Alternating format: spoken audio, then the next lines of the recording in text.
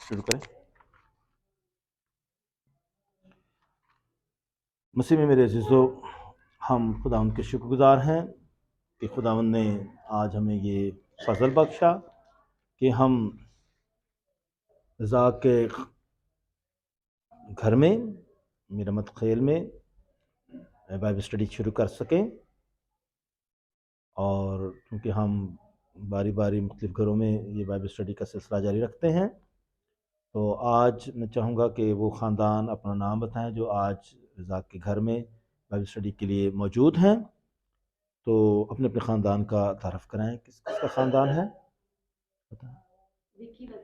وکی وزیر کا خاندان، اور کس کا؟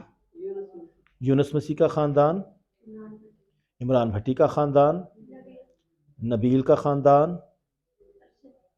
ارشد کا خاندان، رزاق کا خاندان، اور شہزاد کا خاندان، فرحات کا خاندان،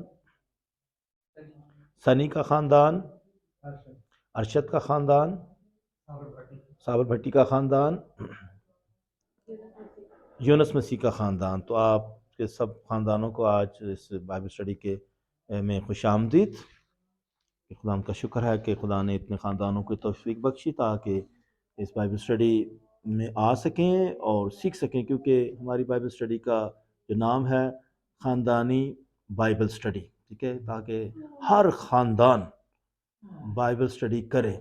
کہ یہ جو ہے، یہ جو اب یہ والی کلاس ہے، یہ تعارفی کلاس ہے، تاکہ اس کلاس میں ہم یہ کرتے ہیں کہ آپ میں کلام کو پڑھنے کا آپ میں شوق پیدا ہو جائے۔ ہم نے یسوع مسیح کا شاگرد بننا ہے، کیونکہ ہم مسیح ہیں تو ہم مسیح کے پیروکار ہیں، مسیح کے ہم نے شاگرد بننا ہے۔ وہ ہمارا استاد ہے، خداوند بھی ہے، وہ ہمارا خداوند بھی ہے اور ہمارا استاد بھی ہے، بلکہ اس نے کہا تم میرے دوست، تو دوست بھی اس نے ہمیں کہا ہے، ہم اس کے بہن بھائی بھی ہیں، اور وہ ہمارا خداوند بھی ہے۔ تو وہ ہمارا جب استاد ہے تو ہم اس کے شاگرد ہیں، تو ہم نے اس کے شاگرد بننا ہے۔ ہم سب، کیا ہم پڑھے لکھے ہیں، کیا پڑھے لکھے نہیں بھی ہیں، ہم اس کے شاگرد ہیں، کیونکہ ہم نے اس کے نام کا بپتسمہ لیا ہے، ہم نے اس کی تعلیمات کو سیکھنا ہے، اسے جاننا ہے، تو ہم نے اپنے اپنے گھر میں اس بات کو آگے بڑھانا ہے۔ تو پھر ہمارے لیے سب سے بڑا جو ذریعہ ہے یسوع مسیح کو جاننے کا، وہ ہے خدا ان کا زندہ پاک کلام۔ اور یہ بائبل اسٹڈی ہے جس میں ہم بائبل کو پڑھیں گے، اور بائبل مقدس کے جو ہیں دو حصے ہیں، پرانا عہد نامہ اور نیا عہد نامہ، اور پرانے عہد نامے کی بھی کتابیں ہمارے پاس اور نئے عہد نامے کی بھی کتابیں ہیں، ٹھیک ہے۔ پرانے عہد نامے کی ہمارے پاس یہاں 46 کتابیں ہیں، اور نئے عہد نامے کی 27 کتابیں ہیں ہمارے کیتھولک ایڈیشن میں۔ اور ان کتابوں میں جو ہے تواریخی کتابیں بھی ہیں، یعنی یہ تواریخی کا مطلب ہے تاریخ سے متعلق کتابیں ہیں، تاریخی کتابیں، ٹھیک ہے۔ یہودیوں کی جو کتاب ہے ان کے وہ 2-3 حصے بناتے ہیں، توریت اور نبیوں کتابیں اور حکمت کی کتابیں، تنک جسے کہتے ہیں، تے سے توریت اور نون سے نبیوں کتابیں اور کاف سے دوسری کتابیں، حکمت کی کتابیں۔ تو ہمارے لیے جو کیتھولک جو ترتیب بنائی گئی ہے، اس میں ہے تواریخی کتابیں، اور اس میں جو توریت کی کتاب ہے یہ بھی اس میں آتی ہے۔ توریت کی کتاب، توریت کی کتاب کا مطلب ہے شریعت کی کتاب، اور یہ 5 کتابیں ہیں حضرت موسیٰ کی، جو ہے کون کون سی کتاب ہے؟ پہلی کتاب تکوین کی کتاب جسے پیدائش بھی کہتے ہیں، پھر خروج کی کتاب، احبار کی کتاب، عدد کی کتاب، اور تشنیہ شرع کی کتاب۔ تو یہ 5 کتابیں ہیں، اس کو پینٹیٹوک بھی کہتے ہیں، 5 کتابیں جو ہے یہ حضرت موسیٰ کی کتابیں ہیں۔ اور پھر اس طرح جو ہے یشوع کتاب آتی ہے، قضات کی کتاب آتی ہے، راؤت کی کتاب ہوتی ہے، پہلا سیموئل، دوسرا سیموئل، پہلا ملوک، دوسرا ملوک، پہلا اخبار، دوسرا اخبار، عزرا، نہمیہ، توبیہ، یہودیت، استر۔ تو یہ جتنی بھی کتابیں ہیں یہ تاریخی کتابیں ہیں، ٹھیک ہے۔ اس میں جو ہے اپوکریفا بکس بھی آئیں گی، یہ جو مخفی کتابیں ہیں جو کیتھولک ایڈیشن میں ہیں 7 مخفی کتابیں۔ تو یہ جتنی بھی کتابیں ہیں یہ تاریخی کتابیں، تاریخ سے مطلب ہے اس میں تاریخ چلتی ہے۔ جیسے تکوین کی کتاب میں پہلے جو 11 باب ہیں وہ پری ہسٹری ہے، یعنی ایسی تاریخ ہے جس کا ہمیں پتہ نہیں ہے کب شروع ہوئی، یہ دنیا کب بن گئی، یہ کائنات کب بن گئی، کب خدا نے انسان کو پیدا کیا۔ میں تو سیدھا سیدھا بتایا خدا نے پہلے دن یہ کیا، دوسرے دن یہ کیا، تیسرے دن اور ساتویں دن اس نے آرام کیا۔ تو یہ ترتیب بائبل میں ہمیں سکھاتی ہے، لیکن سائنس بتاتی ہے کہ پتہ نہیں کب سے یہ کائنات کا وجود ہے، اور یعنی کہ پتہ نہیں ہے، لیکن یہ ہے کہ ایسی ہمارے پاس یہ تاریخی ہے جس کے بارے میں ہمیں شروع کا پتہ نہیں ہے کہ کب سے یہ جو ہے دنیا بنی ہے، یہ کائنات بنی ہے، کب خدا نے انسان کو بنایا، کوئی فکس ڈیٹ نہیں ہے۔ یہ کسی مذہب میں بھی نہیں ہے، یا ہندو مذہب میں بھی نہیں ہے، اسلام میں بھی نہیں ہے، یہودی مذہب میں بھی نہیں ہے، اور نہ مسیحیت جو کہ اس کی بنیاد یہودی مذہب ہے۔ تو یہ ہے کہ اس کی فکس ڈیٹ نہیں ہے۔ تاریخ شروع ہو جاتی ہے، صحیح جو ہماری تاریخ شروع ہوتی ہے 12ویں باب سے، جو حضرت ابراہیم سے، وہ عراق میں رہتا تھا ار کے مقام سے، اور وہاں سے وہ 12ویں باب سے تاریخ شروع ہوتی ہے۔ پھر وہ جو ہے خدا سے جا اپنا ملک چھوڑ اور وعدہ کی سرزمین کی طرف جا۔ پھر حضرت ابراہیم، اسحاق اور یعقوب اور اس کے 12 بیٹے، وہ 12 قبیلے بن گئے، اور پھر وہ مصر میں آ گئے، وہ بڑی قوم بن گئے، اور جو حضرت موسیٰ ان کو نکالتا ہے، اور پھر اس طرح جو ہے آگے وہ جو ہے پھر جا کر بڑی بادشاہت بنیں گے 12 قبیلے بن کر، اور پہلا بادشاہ اس پر شاؤل بادشاہ، پھر داؤد بادشاہ اور سلیمان بادشاہ، پھر اس کے بیٹے آئیں گے، اور پھر یہ سیری میں جائیں گے۔ تو یہ ساری تاریخ بنتی ہے۔ تو کس طریقے سے اس دوران جو ہے اور بھی باتیں آئیں گی، یعنی کہ اس میں آگے جو ہے نبیوں کی کتابیں بھی کا سلسلہ آئے گا، لیکن اس کے ساتھ ساتھ حکمت کی کتابیں بھی اس میں آئیں گی، تو مخفی کتابیں بھی اس کے اندر آئی ہیں، ٹھیک ہے۔ اس تاریخی کتابوں میں جو ہے حکمت کی کتابیں بھی ہیں، اور اس میں وہ جو بعد میں شامل کی گئی وہ بھی کتابیں ہیں، ٹھیک ہے۔ آگے بھی حکمت کتابیں آئیں گے اگلے حصے میں۔ اب یہاں جو ابھی میں نے صرف آپ کو تاریخی کتابیں بتائی ہیں آستر ملکہ تک، ٹھیک ہے، یہ تاریخی کتابیں ہیں، تکوین سے لے کر آستر تک جو ہے، آستر کی کتاب تک جو ہے یہ تاریخی کتابیں ہیں۔ اور آستر کی کتاب کا جو تاریخ یہ ہے کہ یہ وہ لوگ ہیں جو اسیری میں تھے، غیر لوگوں کی سرزمین میں تھے، کیونکہ یہ تو حکومتیں، دونوں بڑی حکومتیں، بنی اسرائیل کی دونوں بڑی حکومتیں، شمالی اور جنوبی حکومت تباہ و برباد ہو چکی تھی، یہ اسیری میں تھے، غیر قوموں کا دور تھا، اور فارس کے بادشاہ تھے۔ تو یہ دیکھیں، یہ ایسے کچھ یہودی ہیں جو اس وقت فلسطین کے علاقے میں بھی تھے، یروشلم کے علاقے میں تھے، اور یہ کچھ غیر سرزمین میں بھی ہے۔ تو یہ ان یہودیوں کی جو فلسطین کے علاقے میں تھے، ہولی لینڈ میں بھی موجود تھے، اور جو اس کے بعد جو ہے تر بتر ہو گئے ڈیاسپورا، جو سے غیر سرزمین میں چلے گئے، اور دوسرے ان کے بادشاہ تھے، اس وقت کی یہ تاریخ ہے کہ انہوں نے جو ہے اپنے ملک میں بھی جب اپنے ایمان میں جو کیسے انہوں نے گزارا، اور اس کے بعد غیر سرزمین میں وہ کیسے اپنے ایمان کو پر قائم رہتے ہیں، اور دوسری قوموں میں اور دوسری رسم و رواج میں کیسے زندگی بسر کرتے ہیں۔ یہ ہے تاریخ ان جو ہے ان کتابوں کی۔ ان کو پھر اس کے بعد جو حکمت کی کتابیں ہیں، یہاں جو ہے 7 کتابیں حکمت کی کتابیں بتائی گئی ہیں۔ ایک ہے ایوب کی کتاب، ناول کی طرح ہے، پھر مزامیر کی کتاب، امثال کی کتاب، اور جامع کی کتاب، نشید الاناشید کی کتاب، حکمت کتاب، اور یشوع بن سراخ کی کتاب۔ یہ ہیں حکمت کی کتابیں۔ حکمت میں جیسے شاعری بھی ہو جاتی ہے، سمجھ کی باتیں ہوتی ہیں، تو خدا میں پیغام دیتی ہے، ان کو کہتے ہیں حکمت کی کتابیں۔ تو یہ کافی مشکل کتابیں بھی ہوتی ہیں، اس پر بڑا مشکل باتیں بھی ہوتی ہیں، تو یہ سب سے زیادہ مشکل یہ کتابیں۔ اس کے بعد نبیوں کی کتابیں ہیں۔ اس نبیوں کے بھی جو ہے، اب کچھ ایسے بھی نبی تھے جو شروع کی کتابوں میں آتے ہیں، تاریخی کتابوں میں ملیں گے، جنہوں نے کچھ لکھا نہیں، جیسے جو ہے الیاس نبی، اور پھر جو اس کا شاگرد تھا الیشا نبی، وہ تو لکھنے والے نہیں تھے، لیکن انہوں نے معجزے کیے، کارنامے کیے۔ اب اس کے بعد جو ہے ایسے انبیاء آ رہے ہیں، نبی آ رہے ہیں جنہوں نے وہ لکھا، اور جنہوں نے زیادہ لکھا ان کو بڑے نبی کہا جاتا ہے۔ اس لیے نہیں کہ وہ جو ہے چھوٹے بڑے کا یہ فرق نہیں ہے کہ یہ جی یہ زیادہ اچھا تھا، یہ زیادہ اچھا نہیں ہے، یہ چکر نہیں تھا، یہ مسئلہ نہیں تھا، بلکہ جس نے زیادہ لکھا ہے اس کو کہتے ہیں بڑا، جس نے تھوڑا لکھا اس کو چھوٹا کہتے ہیں، چھوٹے نبی۔ جو ہے اسی لیے بڑے کے لیے انہوں نے انبیاء کبریٰ اور جو ہے یعنی جتنا زیادہ لکھا اشعیاء نبی، ارمیہ نبی، مرثیہ کتاب یہ باروک اور حزقیال اور دانیال. تو یہاں اشعیاء نبی جو ہے یہ نبی ہے، ارمیہ یہ نبی ہے، مرثیہ اسی نے ارمیہ نبی نے ہی لکھا تھا، یہ کتاب لکھی تھی، بعد میں سے علیحدہ ہو گئی تھی.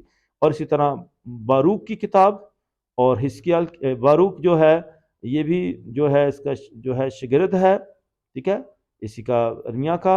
اور حزقیال یہ نبی تھا اور دانیال نبی تھا. دیکھیں یہ جس نے تھوڑا تھوڑا آپ دیکھیں گے تو آپ دیکھیں کس نے جو زیادہ لکھا ہے اس کو بڑا نبی کہا گیا، جس نے تھوڑا لکھا اس کو چھوٹا نبی کہا گیا. اس سے کام اس کو ترتیب لگائی گئی ہے، پہلے جس نے بڑا لکھا اس کو پہلے اس نمبر پر دیا ہے. تو اسی طرح جو اس کے بعد چھوٹے نبی ہیں انبیاء صغریٰ، تو وہ ہوشیہ نبی، یوئیل نبی، آموس نبی، عبیدیہ نبی اور یونس نبی، میکا نبی، نہوم نبی، حقوق نبی، صفنیہ نبی، حجائی نبی، زکریا نبی اور ملاکی. تو یہ ہیں جو ہیں جنہوں نے تھوڑا تھوڑا لکھا. اب یہ سارے کب لکھ رہے تھے؟ جب بنی اسرائیل غیر سرزمین میں تھے، اسیری میں تھے.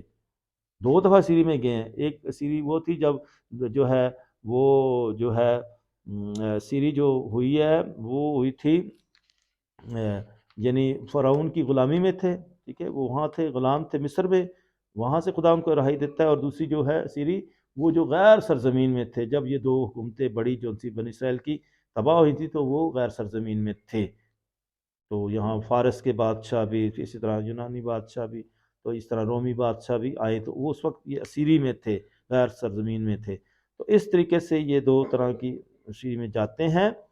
اور یہ جو ہیں اسیری کے دوران یہ نبی لکھتے ہیں، یہ انہوں نے لکھا. اور یہ کیا کہتے تھے؟ دلاسا دیتے تھے. پہلے نمبر پر یہ کیا کہتے، یہ کہتے تھے کہ باز آ جاؤ، باز آ جاؤ ورنہ خدا تم پر جو ہے مصیبتیں لے کر آئے گا.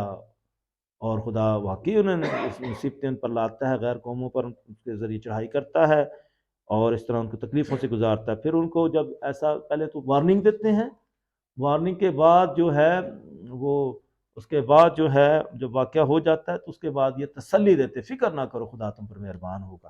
ٹھیک ہے، انہوں نے پہلے وارننگ دی ہے، بعض آ جو خدا کو پسند نہیں ہے تو آپ کی باتیں، اور جب کچھ واقعہ ہو گیا تو پھر انہوں نے انہیں تسلی دی ہے، فکر نہ کرو خدا تم پر مہربان ہوگا.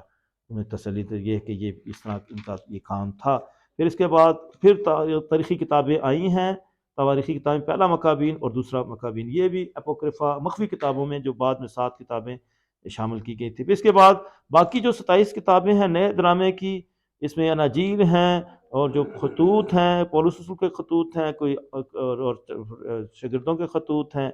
اور پھر جو ہیں اس میں خطوط پولس رسول کے خطوط ہیں، 4 اناجیل کا تو آپ کو بتا رہا ہوں، مقدس متی کی انجیل، مقدس مرکز کی انجیل، مقدس لوکا کی انجیل، مقدس یوحنا کی انجیل اور پھر رسولوں کے اعمال.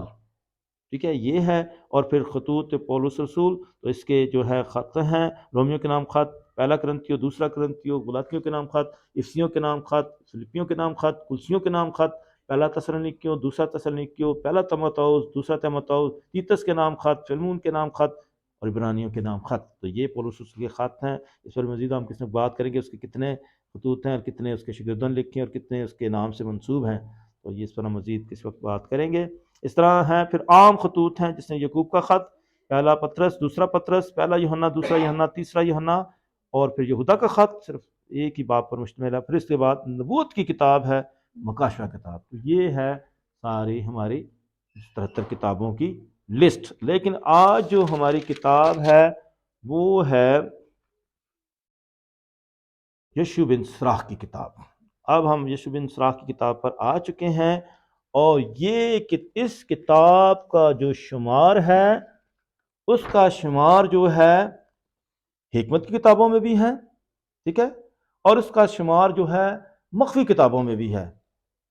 حکمت کی جو 7 کتابیں اس میں بھی شمار ہو رہا ہے، اور جو مخفی کتابیں ہیں جیسے توبت کی کتاب، یہودیت کی کتاب، اور اسی طرح یہ جو مخفی کتابیں، پہلا مکابین، دوسرا مکابین اور حکمت، یہ جو 7 کتابیں مخفی کتابیں اس میں بھی اس کا شمار ہے. یعنی حکمت کی کتابوں میں بھی شمار ہے اور بعد میں جو شامل کی گئی ہیں کتابیں اس میں بھی یہ شمار ہے. اب ہمارا جو موضوع ہے حکمت کا، یہ پوری بائبل میں یہ موضوع چلتا ہے، اور پوری بائبل ہمیں جو ہے سکھاتی ہے کہ ہم سمجھداری کی زندگی بسر کریں۔ تیرا کلام میرے قدموں کے لیے چراغ اور میری راہ کے لیے روشنی ہے، اور پھر شریعت کی کتاب تیرے منہ سے نہ ہٹے، اور رات دن تجھ پر غور کرتا رہے، تب بھی تو اپنی راہوں میں اقبال مند ہوگا۔ تو یہ خدا کا تحریری کلمہ ہے، یہ بائبل ہے خدا کا تحریری کلمہ، تحریری کا مطلب لکھا ہوا کلمہ ہے جو لکھت میں ہے، ٹھیک ہے۔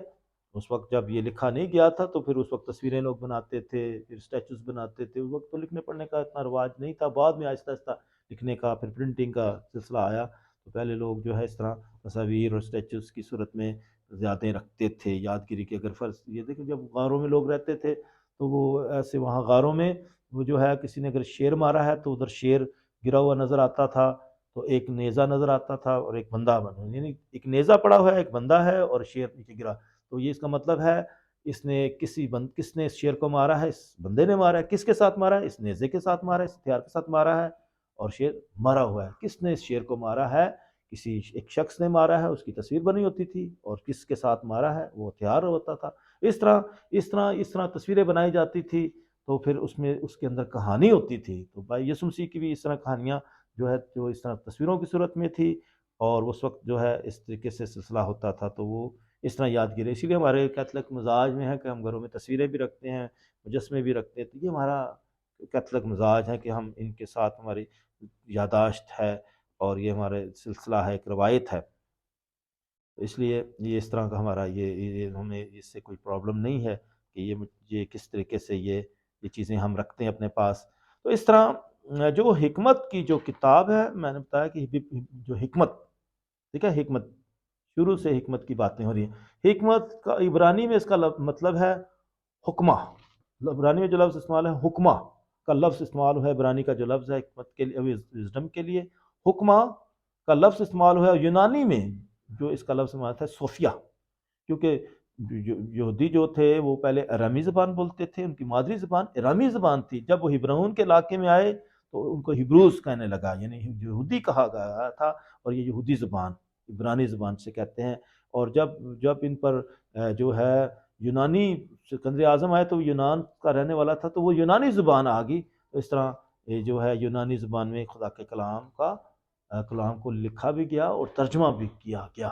یعنی جو پرانے نامے کی کتابیں تھیں ارامی زبان میں اور عبرانی زبان میں لکھی ہوئی تھی، ان کا جب سکندر اعظم کا دور آیا تو یونانی زبان آ گئی، تو اس وقت جو ہے یسوع مسیح جب آیا تو اس وقت رومی حکومت آ چکی تھی، یعنی یونانیوں کے بعد رومی حکومت آ چکی تھی، رومی حکومت کر رہے تھے، لیکن یونانی سکندر اعظم آ کر جا چکا تھا، وہ وفات پا چکا تھا، اور لیکن یونانی دور وہیں موجود تھا، یونانی ثقافت وہیں موجود تھی۔ یونانی کیا تھا، حکمت سے پیار کرتے ہیں، وہ جو ہے علمی باتوں سے پیار کرتے ہیں، بڑے بڑے جو ہے طبیب تھے سقراط، پھر اسی طرح بڑے بڑے فلاسفر تھے، سقراط جو تھا بڑا فلاسفر تھا، جو ہے ارسطوٹل، اور اسی طرح بڑے بڑے فلاسفر گزرے ہیں، بڑے بڑے حکیم گزرے ہیں، تو یہ ان کا دور تھا۔ وہ مجسمے بناتے تھے، وہ تصویریں بناتے تھے، وہ بڑی حکمت کی باتیں کرتے تھے، وہ جو ہے بہت جو ہے حکمت سے پیار کرتے تھے۔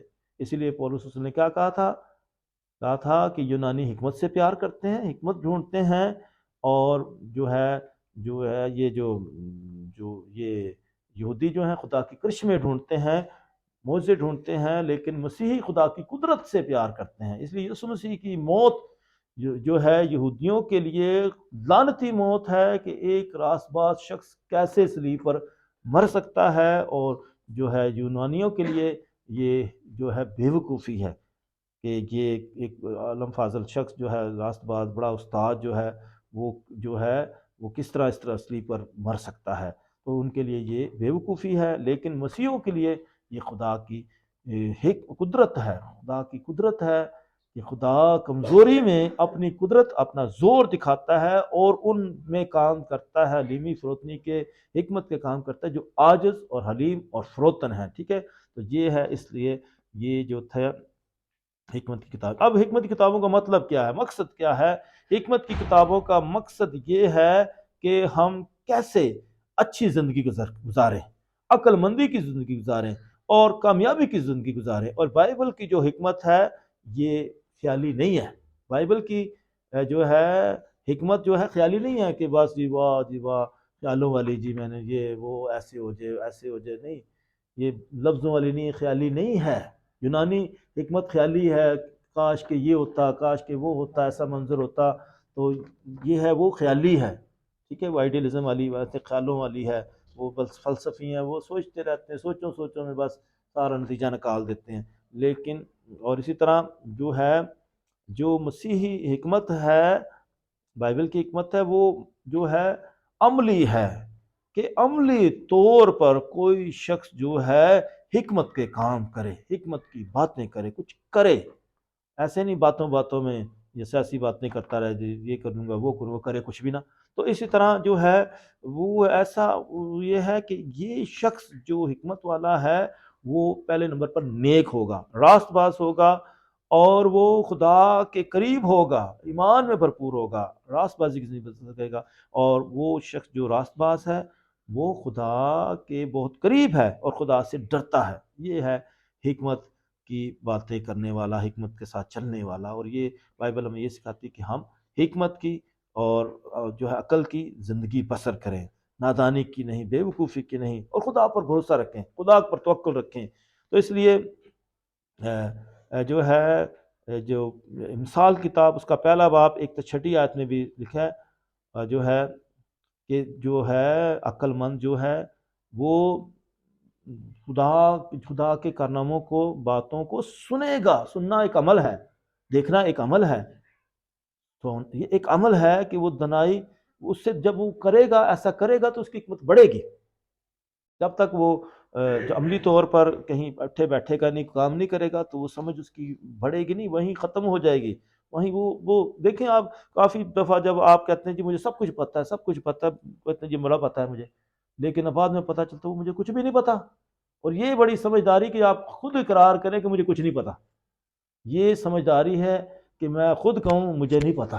ہم کہتے ہیں مجھے سب کچھ پتہ ہے، میں سب کچھ جانتا ہوں، مجھ سے زیادہ پڑھا لکھا کون ہے، مجھ سے زیادہ عالم فاضل کون ہے، میرے پاس اتنی ڈگریاں ہیں۔ تو یہ ہے کہ یہ عقل مندی ہوتی ہے کہ بندہ کہے کہ نہیں مجھے نہیں پتہ جی، وہی بات ہے، ہم سب ساری باتوں نہیں ہمیں پتہ ہوتی ہیں، اسی لیے سوشل میڈیا سے لوگوں کو کچھ باتیں پتہ ہوتی ہیں، کچھ نہیں پتہ ہوتی ہیں، لوگ سنتے ہیں دیکھتے ہیں تو پتہ چلتا ہے کہ آج کیا ہوا، کیا ہو رہا ہے دنیا میں، پاکستان میں کیا ہو رہا ہے، ملک میں کیا ہو رہا ہے، دنیا میں کیا ہو رہا ہے، کیا کچھ ہو رہا ہے، کوئی کس حال میں ہے، دیکھتے ہیں۔ تو اس طرح جو ہے حکمت جو ہے، اسی لیے خدا کے کلام کو جب پڑھتے ہیں تو ہمیں خدا کے بارے میں پتہ چلتا ہے، یسوع مسیح کے بارے میں پتہ چلتا ہے، پرانے ڈرامے میں یسوع مسیح کے بارے میں کیا پیشن گوئی کی ہیں، نئے ڈرامے میں کیسے ہی پوری ہوئی ہیں۔ تو یسوع مسیح ایک راست باز شخص تھا، کس طرح کہاں سے آ رہا ہے، کس گھرانے سے آ رہا ہے، لیکن اس میں اتنی حکمت کہاں سے آئی ہے، اتنی سمجھ کہاں سے آئی ہے، اتنا ایمان کہاں سے آیا کہ وہ اتنا بڑا استاد ہو کر، عالم فاضل ہو کر، بڑا استاد ہو کر وہ چپ کر کے خاموشی سے اپنے آپ کو صلیب پر لٹکنے دیتا ہے، صلیب پر قربان ہونے دیتا ہے، اپنا جان جو ہے وقف کر دیتا ہے۔ لیکن یہ خدا کا منصوبہ تھا کہ ایک راست باز شخص ہے تمام دنیا کے لیے، نجات کے لیے اپنے آپ کو قربان کر دے۔ اسی طرح جو ہے ہماری حکمت جو ہے عملی ہے، خیالی نہیں ہے۔ اسی طرح جو ہے یعقوب کا خط، اس کا 3 باب 1 سے لے کر 4 باب اس کی 17ویں آیت میں بھی یہ بتایا گیا ہے کہ جب یہ جہاز چلتے ہیں نا، جہاز چلتے ہیں تو اس کو کوئی چلاتا ہے، گاڑی خود بخود نہیں چلتی، اس کو کوئی چلاتا ہے، کوئی بھی کام جو ہے۔ اس طرح دماغ جو ہے اپنی جگہ ہے، لیکن دماغ کو چلایا جاتا ہے۔ زبان جو ہے اپنی جگہ ہے، زبان کو کس طرف استعمال کرنا ہے، آپ اس کو غلط بھی استعمال کر سکتے ہیں، آپ اس کو صحیح بھی استعمال کر سکتے ہیں، یہ آپ پر ہے کہ آپ اپنی زبان کو کیسے استعمال کرتے ہیں، آپ اپنے دماغ کو کیسے استعمال کرتے ہیں۔ تو اسی طرح جو ہے یہ عمل ہے، اس لیے ہماری حکمت جو ہے عملی ہے، خیالی نہیں ہے۔ تو اس طرح یسوع مسیح میں بھی ساری باتیں عملی ہیں۔ تو اسی طرح جو ہے جو ہے یسوع مسیح بھی اناجیل میں وہ بتاتے ہیں 12 باب، مقدس متی کی انجیل 12 باب 36ویں آیت میں لکھا ہے، اور اسی طرح لوکا کی انجیل ہے یہاں متی کی انجیل اس کا 6 باب اور 34ویں آیت میں بھی، تو اس نے کہا اے افی کی اولاد، تم برے ہو کر کیوں کر اچھی بات کہہ سکتے ہو، کیونکہ جس سے دل لبریز ہے وہی منہ پر آتا ہے۔ اور اچھے خزانے سے اچھی چیزیں نکلتی ہیں اور برے خزانے سے بری چیزیں نکلتی ہیں. یہ جو ہے بات جو ہے مقدس متی کی انجیل میں مقدس، اور یہ اسی طرح انجیل میں یہ آئی ہے. اور اس طریقے سے جو ہے کہ اچھے خزانے سے اچھی چیزیں نکلتی، برے خزانے سے بری چیزیں نکلتی. جو دل میں آ گئے وہی اندر آئے گا، باہر آتا ہے. تو اس طرح جو ہے، اس طرح ہمیں کوئی چیز یہ بھی بتایا نا کہ کوئی چیز میں باہر سے نہیں ناپاک، اندر سے بری چیزیں نکلتی ہیں. اندر انسان کا اندر اچھا ہوگا تو سب کچھ اچھا. تو اس طرح راست باز شخص ہے وہ اچھا ہوتا ہے، نیک ہوتا ہے. اب یہ میں ذرا حکمت کے بارے میں آپ کو جنرلی بتایا ہے کہ حکمت کیا ہے. اب جب ہم کتاب کی بات کر رہے ہیں، کیونکہ موضوع اس میں حکمت ہی ہے، اور پھر حکمت جتنی ہے، حکمت جو ہے یہ شروع کہاں سے ہوتی ہے؟ یہ خاص بات ہے. حکمت خدا کے خوف سے شروع ہوتی ہے، خدا کے خوف سے. ٹھیک ہے. ہاں، لوگ حکمت دنیا سے تلاش کرتے ہیں، کتابوں سے بھی تلاش کرتے ہیں. ٹھیک ہے، سائنس کیا کہتی ہے، ٹیکنالوجی کیا کہتی ہے، بڑے بڑے واقعات ہوتے ہیں، لیکن ٹھیک ہے وہ بھی ہمیں حکمت مل رہی ہے. یونانی حکمت بھی ہے ادھر سے بھی، ٹھیک ہے، وہ بھی اپنی جگہ حکمت کی باتیں ہیں، لیکن وہ اس سے بائبل اس کے خلاف نہیں ہے، جو جس بائبل کے ساتھ. لیکن یہ ہے کہ ہمیں خدا کا خوف ہمیں ہونا چاہیے کہ خدا نے ہمیں خلق کیا ہے، خدا ہی ہماری زندگی کا خالق اور مالک ہے، اور خدا ہی ہمیں کنٹرول کرتا ہے، اور خدا ہمیں ختم بھی کر سکتا ہے جب چاہے، ہمیں اٹھا بھی سکتا ہے. تو ہم اس کے اختیار میں ہیں. اس لیے وہ ہمیں زندگی دیتا ہے، قوت دیتا ہے، طاقت دیتا ہے، سمجھ دیتا ہے، وہ ہمیں کنٹرول کرتا ہے. اس لیے اس کے یہ مطلب یہ ہے کہ آپ اپنے آپ کو خدا کے سپرد کریں، کیونکہ خدا نے اپنا ایک منصوبہ رکھا ہے آپ کے لیے. وہ کچھ آپ سے کروانا چاہتا ہے. اس نے آپ کو جس مقصد کے لیے بھیجا ہے وہ مقصد تلاش کریں، اس کی مرضی کو تلاش کریں، وہ کیا چاہتا ہے اس کی رضا کو تلاش کریں. اور جو لوگ جو ہے خدا کے ساتھ پیوست رہتے ہیں، دعا میں رہتے ہیں، تو خدا ان کو سب کچھ دیتا ہے، تو بڑے بڑے کام کرتا ہے خدا. تو یہ جو یشوع بن سراخ کی کتاب ہے، یشوع بن سراخ، تو یہ یشوع ایک جیسے یہ یشوع کا مطلب ہے، یشوا کا مطلب ہے جیزس. ٹھیک ہے. یشوع بن سراخ، بن کا مطلب بیٹا، سراخ یہ سراخ کا بیٹا ہے. اب یہ یعنی یہ ایسے ہی ہے نا جیسے ہم ابراہیم کی اولاد، آپ کے لیے بائبل میں اسلام سے استعمال ہے ابراہیم کی اولاد. اب ابراہیم ہمارا باپ ہے، ٹھیک ہے، لیکن میرا تو اپنا باپ ہے تو میں اس کو بھی باپ کہہ رہا ہوں. ٹھیک ہے. آپ ایک پریسٹ کو، فادر کو آپ کہتے ہیں یہ ہمارا فادر ہے. ٹھیک ہے. تو یہ ہے، یہ جو احترام کے ساتھ آپ کہتے ہیں. ٹھیک ہے. یہ ہے کہ یہ احترام کا لفظ ہے، تو جو کاہن کا مطلب ہے، تو ترجمہ بھی ہوتا ہے کہ باپ ہے. تو اس طرح ابراہیم کو بھی باپ کہا گیا. تو اس طرح یہ جو سراخ ہے یہ یہودی شخص تھا. اب اس کا ایک بیٹا تھا الیزر. ٹھیک ہے. اب اس کا بیٹا جو ہے، اس سے جو ہے ایک اس کا بیٹا ہوتا ہے، اس کو یعنی کہ وہ اب سراخ کا پوتا بنا. لیکن یہ پوتا ہے یشوع بن سراخ، اصل میں سراخ کا پوتا ہے، گرینڈ سن ہے، لیکن اس کو جو ہے باپ کہہ رہا ہے کہ جو ہے یشوع بن سراخ یہ اس کا پوتا ہے. اور یہ کتاب جو ہے یسوع مسیح سے 200 سال پہلے لکھی جا چکی تھی پرانے ڈرامے میں. ٹھیک ہے. یسوع مسیح سے پہلے لکھی جا چکی تھی، نیا ڈرامہ بھی نہیں آیا تھا. تو یہ لکھی جا چکی تھی، یسوع مسیح سے پہلے اس کا وجود تھا. اور یہ کتاب جو ہے اسی پوتے نے لکھی ہے. اب یہ اس نے بڑھاپے میں لکھی ہے یا جوانی میں لکھی ہے، لیکن اس نے لکھی ہے. اور یہ جو ہے کتاب بیان کرتی کہ اس نے لکھا کہاں ہے. اس نے لکھا تھا عبرانی زبان میں، اور لیکن اس نے لکھا تھا اس کو فلسطین میں، اپنی سرزمین میں، وعدہ کی سرزمین میں لکھا تھا. اور وہاں اس نے لکھا تھا، اور پھر لکھا تو اس نے وہاں ہے، لیکن یہ جو لکھی گئی ہے پوری کتاب، اس کے اندر کیا ہے. ٹھیک ہے. اب یہ لکھی ادھر گئی ہے، اور کب میں نے یہ بتایا کب لکھی گئی ہے، یہ وہاں لکھی گئی ہے جس میں سے 200 سال پہلے لکھی جا چکی ہے. اور اس نے لکھا ہے، اور یہ پوتا ہے. اور اس نے جب اس کو لکھا ہے، لیکن یہ کسی وقت جو ہے مصر میں آ گیا تھا، الیگزینڈریا میں آ گیا تھا، کیونکہ جو ہے ان جو جب یہ لوگ اسیری میں چلے گئے تھے، بابل کی سیری میں بھی چلے گئے تھے، تو اس وقت جو ہے جو الیگزینڈر دا گریٹ تھا بادشاہ، یونانی بادشاہت تھی، ٹھیک ہے، کیونکہ پہلے جو ہے نبوکدنضر کا دور آیا تھا بادشاہت کا، بابل کا بادشاہ تھا، پھر اس کے بعد جو ہے فارس کے بادشاہ ہے، دارا اور کورش بادشاہ، تو انہوں نے کہا جاؤ اپنے ملک میں، یہ بکھر بکھر گئے، تو پھر یہ اس طرح بکھرے ہوئے تھے۔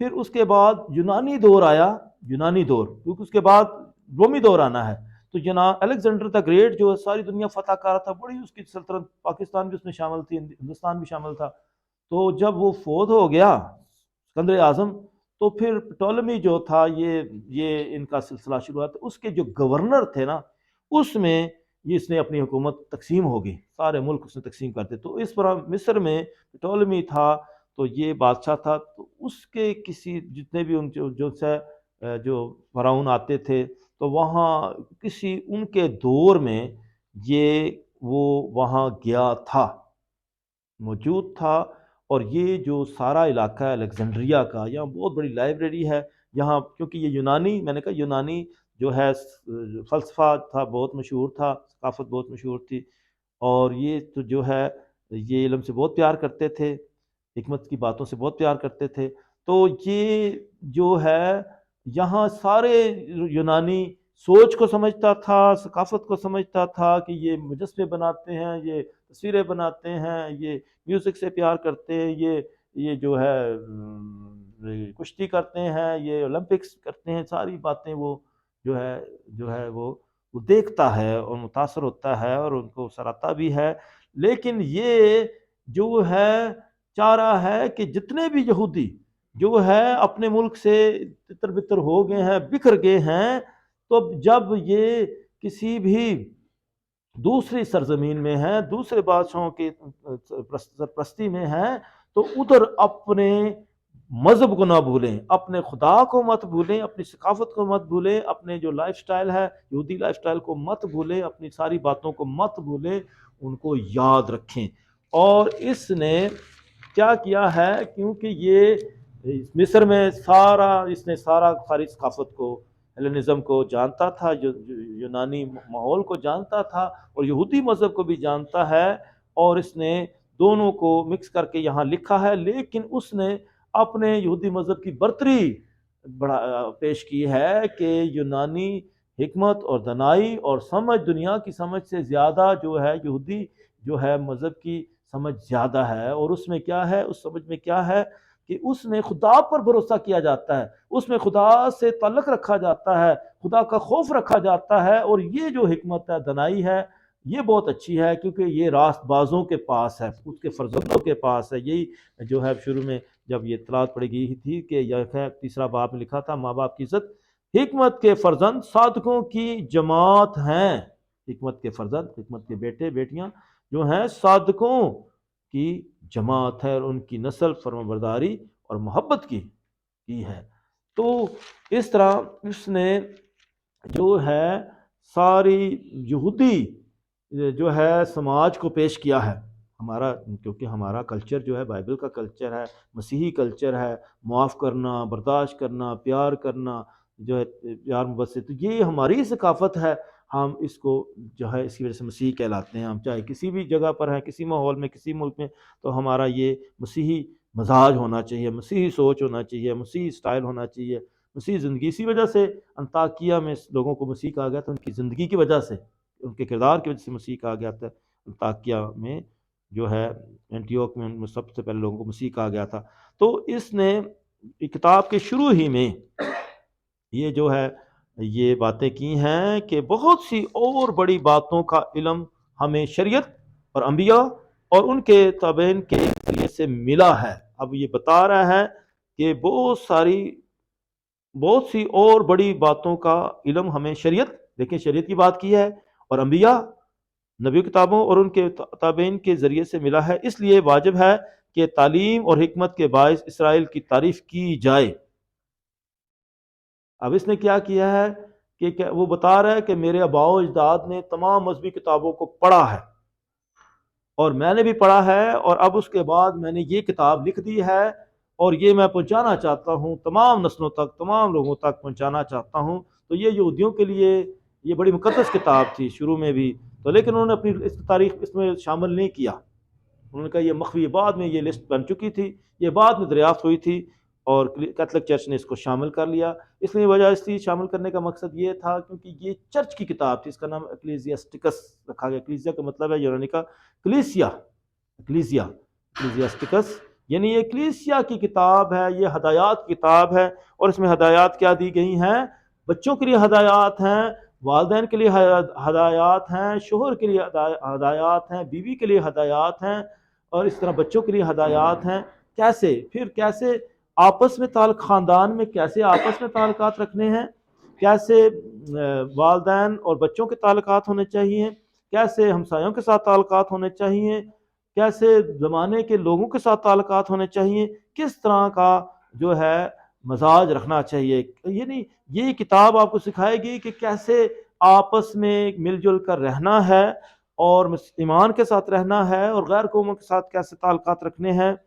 اور یہ آپ کو دکھائی کیسے فیاضی رکھنی ہے، جو ہے دوسروں کی مدد کرنی ہے، اور اس کے کیا فائدے ہیں، عزت کرنے کا کیا مطلب ہے. تو یہ ساری جو ہے باتیں یہ لکھتا ہے. اس لیے کیتھولک چرچ نے اس کتاب کو اپنی لسٹ میں شامل کیا اور اس کا بھرپور استعمال کرتی ہے کہ یہ چرچ کی کتاب ہے، ہدایات کی کتاب ہے. اس لیے جب اس نے لکھا تھا اس کا مطلب یہی تھا کہ یہ جو جتنے بھی بکھرے ہوئے یہودی ہیں یہ کسی بھی جگہ پر جائیں لیکن اپنے مذہب کی باتوں کو بھول نہ جائیں، اپنے آباء و اجداد کی باتوں کو بھول نہ جائیں، اس کو یاد رکھیں اور اس پر قائم رہیں اور متاثر نہ ہوں دوسروں کی باتوں سے، مذاہب کی باتوں سے یا سائنس کی یا ٹیکنالوجی کی باتوں سے متاثر ہو کر اپنے باتوں کو، اپنے مذہب کو، اپنی کتاب کو بھول جائیں. آپ دیکھیں بہت سارے ہمارے لوگ یہ جو بائبل مقدس کو پڑھتے ہی نہیں ہے، بائبل مقدس گھروں میں ہوتی نہیں ہے یا پڑھی رہتی ہے، نماریوں میں پڑھی رہتی ہے، تو دیکھیں وہ دنیا جہان کی کتابیں پڑھتے ہیں، ڈگریاں حاصل کر لیتے ہیں، لیکن اپنی کتاب سے بالکل ان کو پتہ نہیں ہوتا ہے. تو کوئی پوچھے آپ اپنے مذہب کے بارے میں تو کچھ باتیں پتہ ہی نہیں ہوتا ہے کیونکہ کبھی وہ پڑھتے ہی نہیں ہیں کبھی. تو یہ ہے، اس کا مطلب یہ تھا کہ لوگ اپنے مذہب کو بھول نہ جائیں، اپنے خدا کو بھول نہ جائیں. اور یہی بات شروع میں وہ بتا رہا ہے، یہ مقدمہ پیش کر رہا ہے کہ یہ میرا مقصد ہے اس کتاب کو لکھنے کا. بالکل شروع میں پہلے باب سے پہلے یہ بات لکھی گئی ہے، آپ ضرور پڑھیے گا. اور کہ پڑھنے والے نہ صرف خود ماہر بن جائیں، پڑھنے والے خود ماہر جائیں، پروفیشنل بن جائیں اپنے مضمون میں، اپنے مذہب میں، بالکل آپ کو مکمل طور پر آپ ماہر بن جائیں، بلکہ باہر کے لوگوں کو بھی تقریر و تحریر کے ذریعے سے فائدہ پہنچائیں. آپ دیکھیں، میں نے کہا تھا نا کہ آپ یسوع مسیح کے شاگرد ہیں اور بائبل کو آپ سیکھیں گے، پھر آپ دوسروں کو سکھائیں گے، اپنے بچوں کو سکھائیں گے، بڑوں کو سکھائیں گے. تو تقریر اور تحریر کے ذریعے سے فائدہ پہنچائیں. میرے دادا یشوع نے، یہ اس کو یشوع بن سراخ، میرے دادا یشوع نے، یہ پوتا لکھ رہا ہے یشوع بن سراخ کتاب، یعنی یشوع بن سراخ کی کتاب اس کو ٹائٹل دیا گیا ہے، لیکن یشوع نے نہیں لکھا ہے، اس کے پوتے نے پہلے عبرانی زبان میں اس کو لکھا اور پھر یونانی زبان میں اس کا ترجمہ کر دیا ہے. یعنی وہ اتنا یونانی زبان کو بھی جانتا ہے، عبرانی زبان کو بھی جانتا ہے، اور اس نے پوتے نے جو ہے لکھا ہے کہ میں نے اس کا ترجمہ جو ہے اس کتاب کو لکھا اور پیش کیا. اس نے کہا میرے دادا یشوع نے شریعت اور صحاف انبیاء اور ان باقی کتابوں کو جو ہمارے اجداد نے ہمیں روایت کی، دیکھیں جو ہمیں روایت کی تھی، روایت نے ٹریڈیشن میں ہمیں دی ہیں کہ ان کو بھولنا نہیں ہے، یہ دسے کی سچائی انہوں نے جو جمن گے. ٹھیک ہے، یہ زبور بھی ہے. اور لکھا ہے کہ روایت کی بہت محنت اور جان فشانی سے پڑھا تھا. دیکھیں ان کے آباء و اجداد نے، بڑوں نے بہت محنت اور جان فشانی سے اس کو پڑھا تھا، اور ان کا بیان دے رہا ہے کہ میرے بڑوں نے بھی پڑھا تھا اور جان فشانی سے پڑھا تھا، اور ارادہ کیا کہ تعلیم اور حکمت کے متعلق خود بھی کچھ لکھے. اور یہ ارادہ کیا کہ یہ جو کچھ پڑھا ہے ہم نے وہ خود بھی اس کے بارے میں لکھا جائے. تو ہم بھی اسی طرح کرتے ہیں. ٹھیک ہے، کہ جو کچھ ہم سیکھتے ہیں پھر دوسروں تک پہنچاتے ہیں لکھنے کی صورت میں یا کسی اور طریقے سے بیانیہ طور پر ہم دوسروں تک پہنچانے کی کوشش کرتے ہیں. آپ بھی ایسا کام کریں گے، کام میں آگے بڑھیں گے. لکھا ہے تاکہ جو ان باتوں کو سیکھنا چاہتے ہیں وہ ان کی تربیت پا کر شریعت کے مطابق زندگی گزارتے ہوئے زیادہ سے زیادہ ترقی کرتے جائیں. اس لیے میں تمہاری منت کرتا ہوں کہ مہربانی سے آؤ اور غور سے پڑھو اور ان باتوں کے لیے ہمیں معاف کرو جن کی تصنیف میں تمہیں کوئی لفظی نقص معلوم ہوتا ہو. حالانکہ ہم حکمت کی تصویر کی تقلید کرتے ہیں، کیونکہ عبرانی الفاظ کا وہی زور نہیں رہتا۔ دیکھیے عبرانی زبان کو زیادہ وہ ترجیح دے رہا ہے کہ یہ عبرانی مذہب جو ہے یہ کیسا ہے، وہی زور نہیں رہتا جب وہ کسی اور زبان میں ترجمہ کیے جائیں۔ اب وہ اپنی زبان سے اتنا پیار کرتا ہے، کہتا ہے کہ اس کی چاہے کوئی ترجمہ کرے تو اس کا وہ معیار نہیں ہوتا، لیکن یہ اصل زبان ہے جو ہے، اس میں اس کا مزہ آتا ہے، اس کی مٹھاس ہے، تو اس لیے یہ جو ہے اگر ترجمہ بھی کرے تو یہ مکمل اس پر پورا نہیں اترتا ہے۔ وہ اتنا کہتا ہے کہ اس لیے لوگ جو ہیں عربی جو ہے اپنا جو اصل زبان جو ہماری کتاب ہے اس اصل زبانوں کو بھی سیکھنا چاہیے، اصل زبانوں سے پیار کرنا چاہیے، اور آپ جیسے جیسے آپ میں شوق بڑھے گا تو ہم ضرور اس کے لیے بھی بندوبست کریں گے تاکہ آپ بائبل کی جو اصل زبانیں ہیں، عبرانی ہے اور یونانی ہے اور لاطینی زبانیں، وہ بھی سیکھ سکیں۔ لیکن آپ میں اس کے لیے شوق ہونا چاہیے، جذبہ ہونا چاہیے، آپ باقاعدگی کے ساتھ آگے بڑھیں گے تو یہ اصل زبانیں بھی آپ سیکھ سکیں گے۔ خدا سے آپ کو مواقع دے گا، ایسے ذرائع دے گا تاکہ آپ اصل زبانوں میں بھی خدا کے کلام کو پڑھ سکیں اور سمجھ سکیں۔ اور علاوہ اس کے خود شریعت اور صحاف انبیاء اور باقی کتابوں میں کافی فرق ہوتا ہے جبکہ وہ اصلی زبان میں پڑھی جائیں۔ بس 38ویں سال میں، دیکھیے جب وہ گیا تھا 38ویں سال میں پٹولمی کے دور میں، جب اورجنتس بادشاہ تھا، وہ سارے مختلف بادشاہ آئے، میں مصر میں آیا، یہ بیان کر، میں مصر میں آیا اور وہیں یہ یسوع مسیح سے 38 سال پہلے کی بات ہے، یعنی کہ یسوع مسیح سے پہلے یہ عرصہ بتایا جا رہا ہے۔ مصر میں آیا اور وہاں کافی مدت تک، یہ بتا رہا ہے کافی مدت تک رہ کر قابل یاد تعلیمی کتاب کی ایک نقل حاصل کی۔ یہاں بہت بڑی لائبریری ہے جو ہے الیگزینڈریا میں، بہت بڑی، اور یہیں پر یہ جو ہے پرانے ڈرامے کا ترجمہ یونانی زبان میں ہوا تھا، اور پھر اس کا جو ہے اس میں 7 کتابیں شامل کی گئی تھی جن میں یہ یشوع بن سراخ کی کتاب بھی ہے۔ تو یہ ہمارے لیے جو ہے یہ بعد میں شامل کی کتابیں ہیں، کہا جاتا ہے ڈیوٹوکرینیکل بکس، اور پروٹسٹنٹ ان کو کہتے ہیں چھپی ہوئی کتابیں، مخفی کتابیں،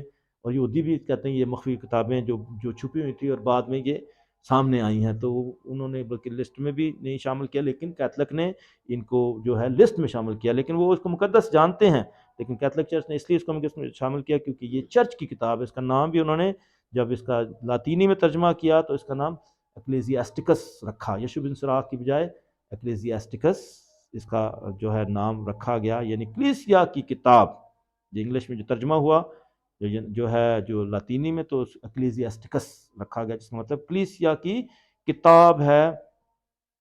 اب میں خاص بات آپ کو بتانا چاہ رہا ہوں، جب آپ اس کتاب کو اچھے طریقے سے پڑھ جائیں گے نا، میں آپ کو سچ بتاتا ہوں، آپ اس کو ایک ایک باب کو اچھے طریقے سے پڑھیں، اور پڑھنے کے بعد آپ انجیلوں کو پڑھیں، یسوع مسیح کی ساری باتوں پر غور کریں، آپ سمجھیں گے کہ آپ یہ دیکھیں گے کہ یہ یسوع مسیح کو یہ ساری کتاب جیسے گھول کر اس نے پی ہوئی ہے، یہ کتاب اس یسوع مسیح کے اندر سے نکل رہی ہے، اس کی باتوں سے نکل رہی ہے، اس کے کاموں سے نکل رہی ہے۔ تو یہ کتاب آپ کو یسوع مسیح کی تعلیمات میں نظر آئے گی، یہ ساری کتاب، تو آپ حیران ہو جائیں گے کہ یسوع مسیح کی ساری باتیں تو اس میں سے کتاب میں سے آ رہی ہیں۔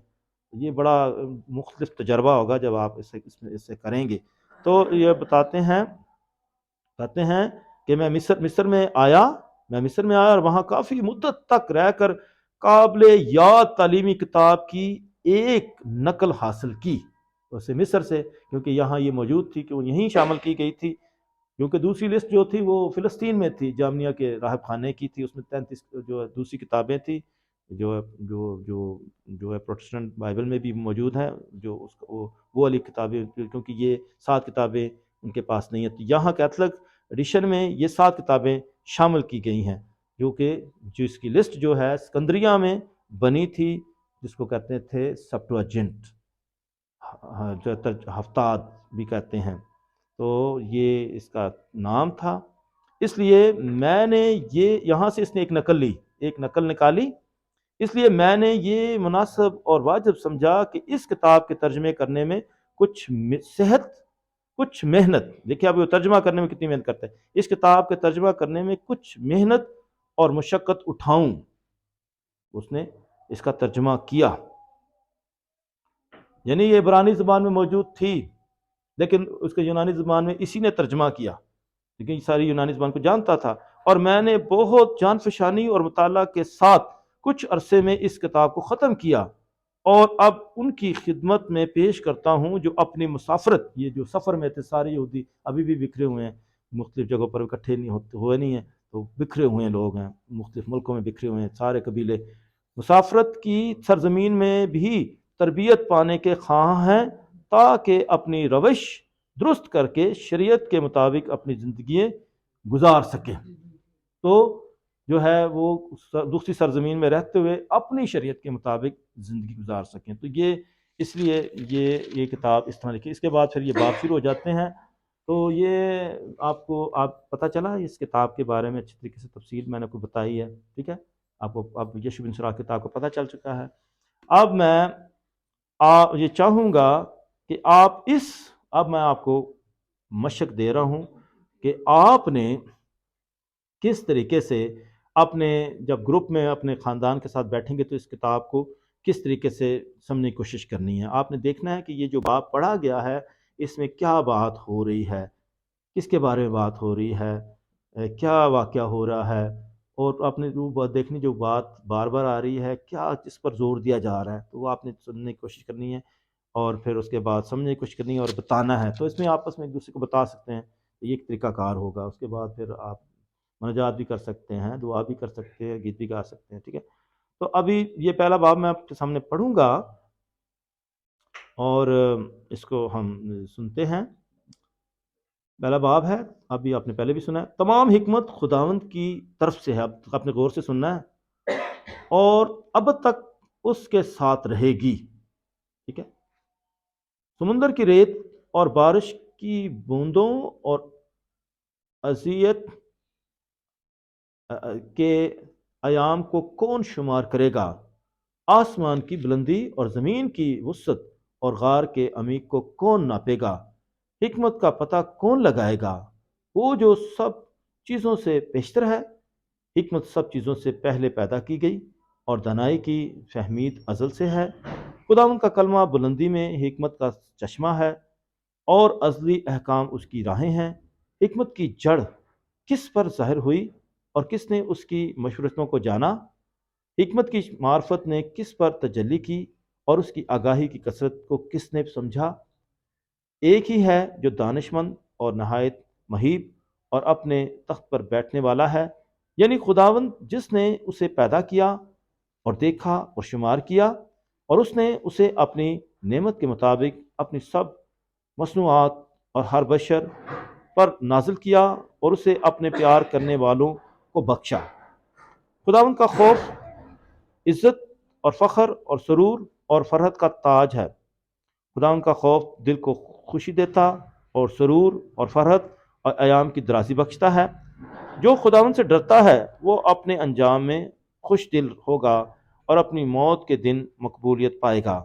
خداوند کی محبت معزز حکمت ہے، اور جنہیں وہ دکھائی دیتی ہے وہ اس کا دیدار پا کر اسے پیار کرتے اور اس کی عظمتوں پر غور کرتے ہیں۔ خداوند کا خوف حکمت کا شروع ہے، اور رحم میں مومنوں کے ساتھ ڈالا گیا، اور اس نے اپنا آشیانہ قدیم سے ایماندار آدمیوں کے ساتھ قائم کیا اور اپنے آپ کو ان کی اولاد کے سپرد کیا۔ خداوند کا خوف معرفت کی عبادت ہے، عبادت دل کو قائم رکھتی اور اسے پاک کرتی ہے اور سرور اور فرحت بخشتی ہے۔ جو خداوند سے ڈرتا ہے اور وہ خوش دل رہے گا اور اپنی وفات کے ایام میں مقبولیت پائے گا۔ خداوند کا خوف حکمت کی کمالیت ہے، وہ اپنے پھلوں سے مدہوش کرتی ہے، وہ اپنے سارے گھر کو مرغوب چیزوں سے اور اپنے انبار خانوں کو خزانوں سے بھرتی ہے۔ خداوند کا خوف حکمت کا تاج ہے، وہ سلامتی اور صحت کا آرام عطا کرتا ہے، اور اس نے حکمت کو دیکھا اور اسے شمار کیا، اور دونوں خدا کا عطیہ ہیں۔ حکمت معرفت اور فہمید کا علم بانٹتی ہے، اور جو اسے قبضہ میں لیتے ہیں ان کی عزت کو بلند کرتی ہے۔ حکمت کی جڑ خداوند کا خوف ہے اور اس کی شاخیں ایام کی درازی۔ حکمت کے ذخیروں میں عقل اور معرفت کی عبادت ہے، لیکن گناہ گاروں کے نزدیک حکمت مکروہ ہے۔ خداوند کا خوف گناہ کو ہنکا دیتا ہے۔ یہ غمگین نہیں یہ ممکن نہیں کہ گناہ گار آدمی کا غصہ پاک سمجھا جائے، کیونکہ اس کے غصے کا بوجھ اسے گرا دیتا ہے۔ صابر مرد کچھ دیر تک برداشت کرتا ہے، پھر اس کی خوشی بحال کی جاتی ہے۔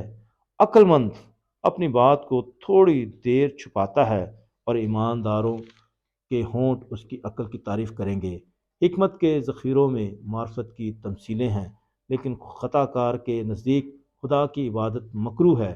بیٹا، اگر تو حکمت کی خواہش کرتا ہے تو حکموں کو مان، اور خداوند اسے تجھے عطا کرے گا، کیونکہ خداوند کا خوف حکمت اور تادیب ہے، اور اس کی خوشنودی ایمان اور حلیمی میں ہے۔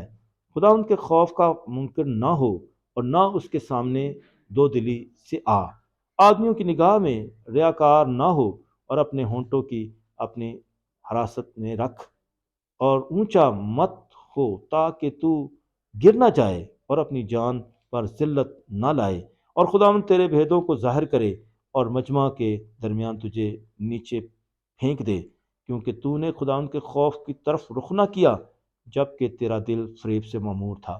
تو آپ نے دیکھا کہ اس میں ساری حکمت کی باتیں ہیں۔ تو سب سے اب سوال ہے، کسے سب سے زیادہ حکمت والا کہا گیا؟ خدا کو۔ خدا سب سے زیادہ حکمت والا کون ہے؟ سمجھ والا؟ خدا ہے، اس سے زیادہ کوئی حکمت والا نہیں ہے، خدا سے بڑھ کے کوئی حکمت والا نہیں ہے۔ ٹھیک ہے، انسان اس کا مقابلہ نہیں کر سکتا ہے۔ خدا انسان کے ماضی، حال، مستقبل کو جانتا ہے، گردوں کو بھی جانتا ہے، سب کچھ اسے پتہ ہے۔ ٹھیک ہے، تو خود انسان جو ہے خدا اس پر ظاہر کر سکتا ہے سب کچھ، تو سب سے زیادہ حکمت خدا کے پاس ہے، وہ دے سکتا ہے، مہیا کر سکتا ہے۔